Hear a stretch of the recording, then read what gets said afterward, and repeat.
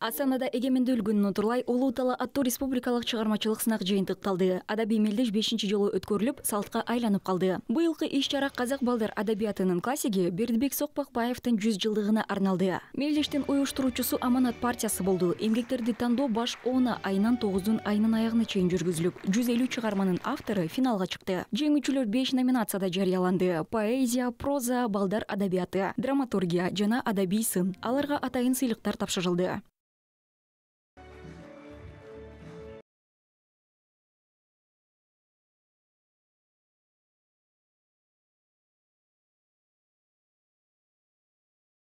Бәріміздің ойымызда Биздин жалпы максатыбыз элибизге кызмат кылуу, өлкөбүздүн келечеги үчүн талыкпай эмгектенүү, элдин жана мамлекеттин кызыкчылыгына ак ниет кызмат кылуунун үлгүсүн биздин президент Касым-Жомарт Кемел уулу Токаев көрсөтөт. Ал адилеттик, чынчылдык, патриоттуулук, эгеменчилдик, анын ичинде адал эмгек сыяктуу баалуулуктарга өзгөчө маани берет. Анткени бул баалуулуктар элдин руханий байлыктарын бекемдейт. Өлкөдөгү мындай баалуулуктар жана позитивдүү өзгөрүүлөр сиздердин чыгармаларыңыздарда татыктуу чагылдырылышы керек деп ишенем. Сіздердің шығармаларыңызда құндылықтарға, елдегі оң өзгерістерге арқау болады деп мен сенемін.